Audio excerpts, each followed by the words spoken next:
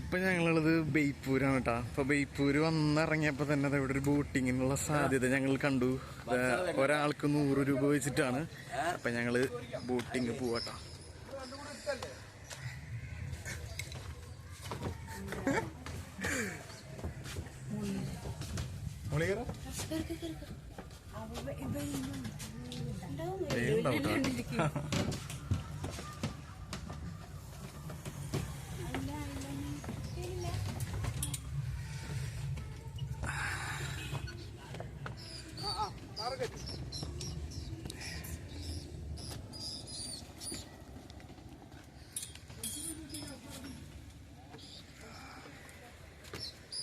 Yes, അങ്ങനെ നമ്മള് ഈ ബോട്ട് യാത്ര ആരംഭിച്ചിരിക്കുകയാണ് ഗൈസ്.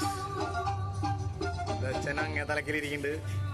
അവര് നമ്മളോട് പറഞ്ഞത് ഇതാ കാണുന്ന ഷിപ്പിന് ഒക്കെ ചുറ്റി തിരിഞ്ഞു വരുമെന്നൊക്കെയാണ്. എന്തായാലും നമുക്ക് കണ്ടറിയാം.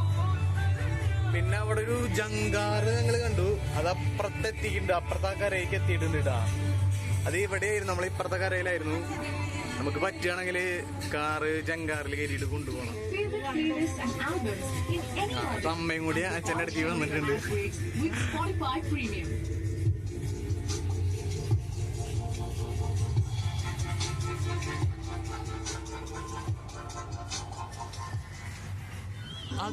ആ കാണുന്നത് ഒരു നീറ്റിലിറക്കാനുള്ള ഒരു എന്താ പറയാ, ഒരു വലിയൊരു കപ്പലാണ്ടത്. അതവിടെ ഉണ്ടാക്കുന്നതാണ്, നിലമ്പൂർ തേക്കൊണ്ട് ഉണ്ടാക്കുന്നതാണ് ആ ചേട്ടൻ പറയുന്നത്.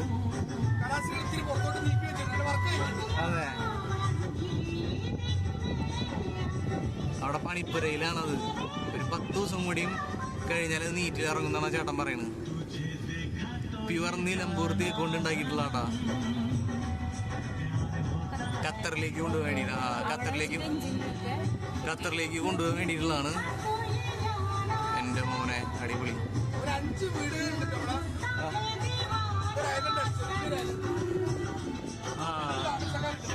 ഇത് ഒരു ഐലൻഡാണ്. ഈ കാണുന്നത് ചെറിയൊരു ഐലൻഡ് ആട്ടോ.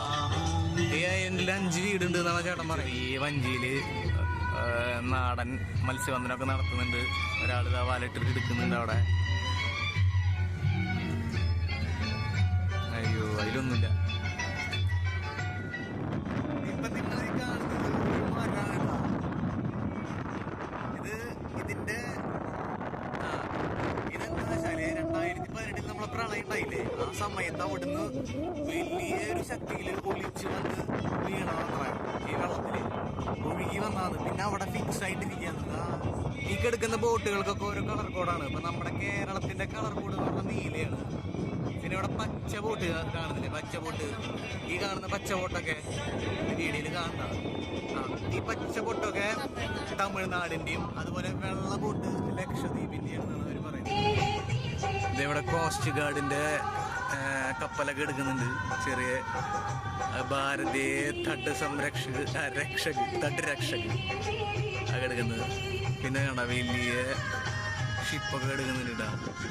അതായത് ഇവിടുന്നാണ് ചരക്കുകളൊക്കെ പോകുന്നത്. എവിടേക്ക് ലക്ഷദ്വീപിലേക്കും അവിടേക്ക് ഇവിടേക്കൊക്കെ ഇവിടുന്ന് ചരക്കുകൾ പോകുന്നുണ്ടെന്നാണ് ഇവിടുത്തെ ഈ ചേട്ടൻ പറഞ്ഞത്. രണ്ടെണ്ണല്ലേ ഇതും ഇത് ഷിപ്പിന് എക്സ്പോർട്ട് വരുന്ന വാഹനങ്ങളാണെന്ന് പറഞ്ഞതാണ്. ആ കിടക്കുന്ന ഷിപ്പില്ലേ, വലിയ ഷിപ്പ്, അതിന് എക്സ്പോർട്ട് വരണതാണ്. ജങ്കാറടാ കാണുന്നത്. അതിൽ നിറച്ച് വണ്ടികളാണ്, ലോഡാണ്, ഫുൾ ലോഡാണ്. അത് തിരിച്ചിട്ട് നേരെ പോവാടാ, ലോഡിലാണ്. ഇതാ നമ്മള് മാഹിയിലും അതുപോലെ തന്നെ കോഴിക്കോടും എല്ലായിടത്തും കണ്ട പോലെ തന്നെ ബേപ്പൂരുള്ള പുലിമുട്ടിട്ട, അതായത് കടലും കായലും തമ്മിൽ യോജിക്കുന്ന സ്ഥലമാണ്.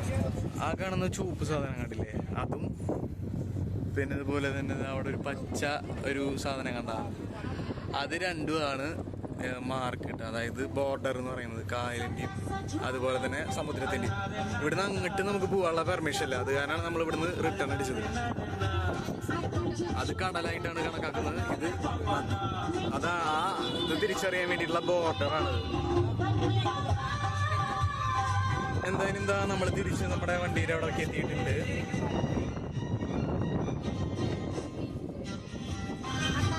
അതോട്